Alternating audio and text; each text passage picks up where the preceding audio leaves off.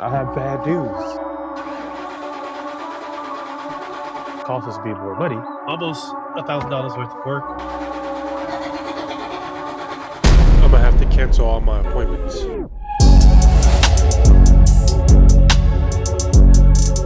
What's going on, everybody? Welcome back to another video.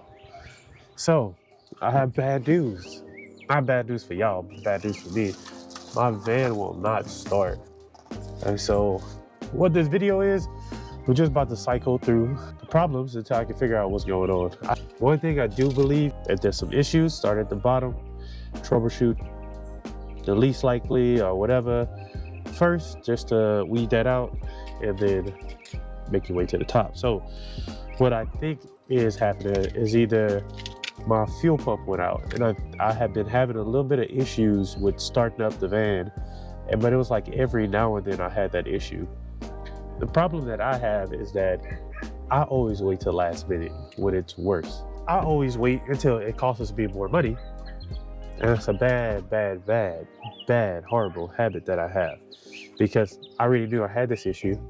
The thing is, I should have got it taken care of. I looked at before, but now what's going to end up happening is now I'm going to have to pay for a tow truck to bring to the shop, and then I got to cancel appointments or reschedule appointments, and it's a lot. So hopefully we can get this fixed. So it's been hesitating to start. And I've tried, my buddy told me to try to cycle it twice.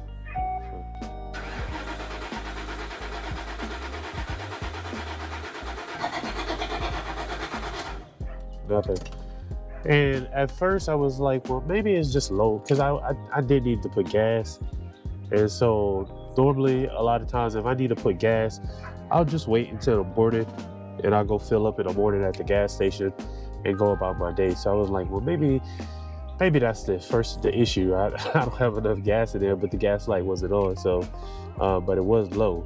So I went, got gas, filled it up a little bit, got like about a quarter of a tank, and still nothing.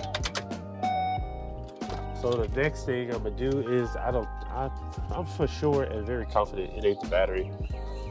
I'm gonna try out the fuel pump relay. It could be that could have gone out as well. I did have some electrical issues with the turn signals and stuff going out at one point. So maybe, hopefully it's that and I can change that and fix it. If it ain't that, then it's the actual fuel pump. It's supposed to be this one right here.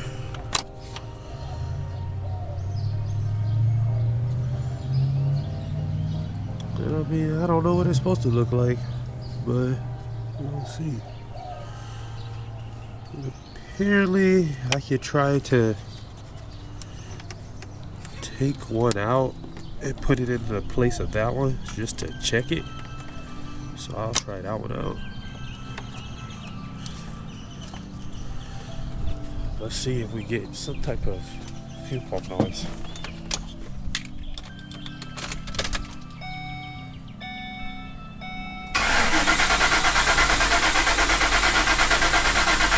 Apparently there's two other fuses that are related to the fuel pump, so I'm gonna check those two just in case. And then I'm gonna replace, I'm gonna replace that relay, check those two fuses that's related to the fuel pump, make sure they're good. Those are pretty easy to check, because if they're not good, you can see in the middle. If they're not good, replace those, and hopefully we get it to start.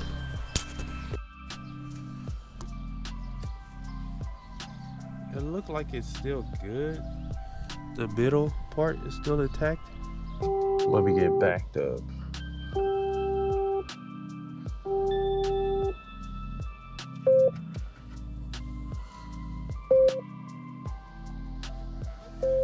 I am no mechanic, all right? I'm not a mechanic. I could do little things, and I could diagnose certain things just from off of like experience, basically. When it comes to being mobile, this is one of the struggles of making sure that stuff like this is out of my control. It's nothing I can do eventually things like that is going to go out. Eventually the starter will go out. Eventually the alternator will go out and stuff like that. It's just maintenance, and you have to change it. When it's going to go out, sometimes there's a sign and sometimes they're not. Now, I did have the sign that something was going on, because I had like at least twice where I went to start and it hesitated. And then the very last time it didn't start at all. And then I cycled it again and it started right up. So I'm hoping that it's just a fuel pump relay went out. But in my heart, I know that it's probably not that, to be honest. The thing with having a big van that like I got is that towing it can be a little expensive. If I'm not mistaken, towing it can be about $150 to $200 sometimes, the last time I towed it, but depending on where you at. So, and then the second thing is, luckily, I know a good mechanic. And so a good mechanic is hard to come by. And then thirdly, I gotta go off of their time, not my time. I gotta go off of their time, but when they can get it done. So I have to kind of cancel and reschedule. Really can't reschedule until I get the van back, to be honest with you. Now, luckily, I know someone that's a really great mechanic in San Antonio. So a lot of times, I know he don't want it sitting at his shop for too long. So whenever he say bring it, I bring it, and boom, it's normally done in like a day or two, and that's it. It normally does not sit overnight.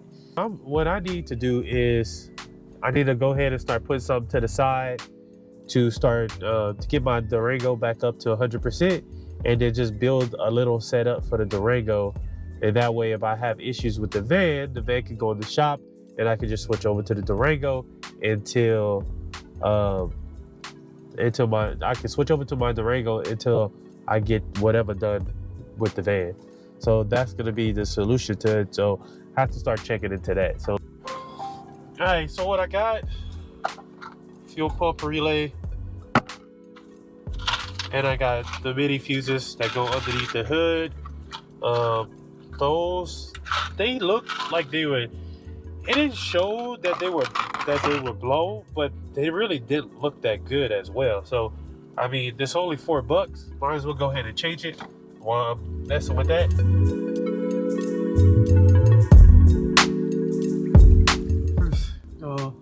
One thing, I don't know why it keeps picking up Valerie key, but make sure it puts into my stuff. I'm probably gonna have to cancel about $700 worth of work, because today was almost $1,000 worth of work. Because today would have been let's see,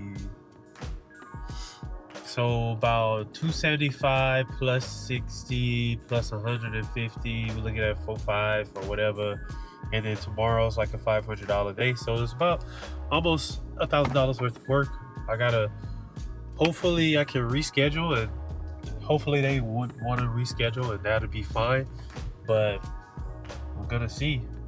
That's the thing about being mobile, bro. Unless you have multiple rigs and stuff like that, but like, hey, there's only so much I can do, man. I'm a one-man show, and there's only so much I can do.